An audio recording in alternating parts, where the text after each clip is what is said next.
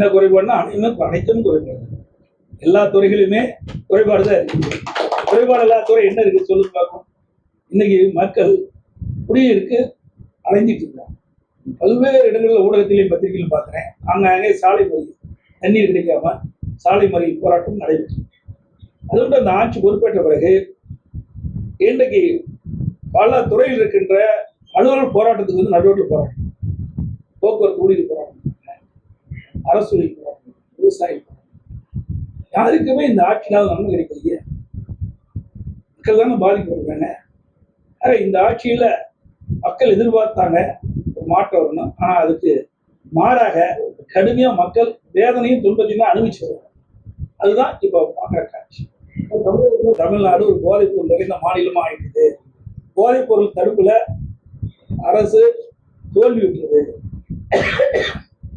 இன்னைக்கு நேற்றைய தினமா நினைக்கிறேன், இன்னைக்கு தொலைக்காட்சியில பார்த்தேன், அம்பத்தூர் பதில திருமலை வாயில் கணபதி நகர் இந்த இடத்துல கண்ணகி நகர் கணபதி நகர்ல ஒரு அப்பார்ட்மெண்ட்ல 3 பேர் இளைஞர்கள் வச்சு வராங்க. அந்த இளைஞர்கள் தினந்தோறும் கஞ்சா போதை, மது போதையில வந்து அங்க இருக்கிற பெண்களை கலாட்டா பண்ணிருக்காங்க. நேற்றைய தினம் இதே மாதிரி பெண்களை கேலி செய்திருக்கும் பொழுது அங்க இருக்கிற ஒரு அம்மா கண்டிச்சிருக்காங்க.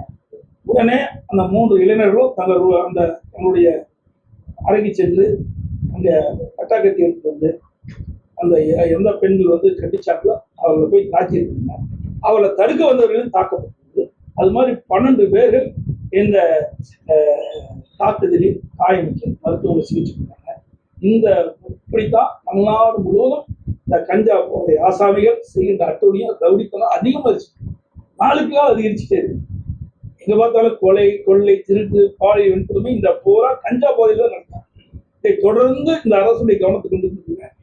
ஆனால் இந்த அரசு கண்டுகொள்ளாத தெரியல. காவல்துறை உயர் அதிகாரிகளும் இந்த கண்டுகொள்வது தெரியல. இது மிகுந்த வருத்தத்தையும் வேதனையும் இருக்கிறது.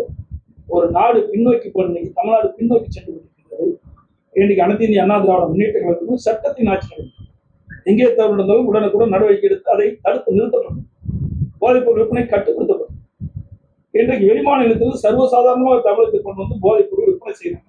அதை தடுக்க இந்த அரசால் கையிலாகாத அரசாகத்தான் பார்க்கப்படுகிறது. பாதகம் செய்பவரை கண்டால் நாம் பயங்கொள்ளலாகாது பாப்பா, மோதி மிதித்து விடு பாப்பா, அவர் முகத்தில் உமிழ்ந்து விடு பாப்பா. அண்மை செய்திகளை உடனுக்குடன் தெரிந்து கொள்ள இணைந்திருங்கள் இயம்நாடு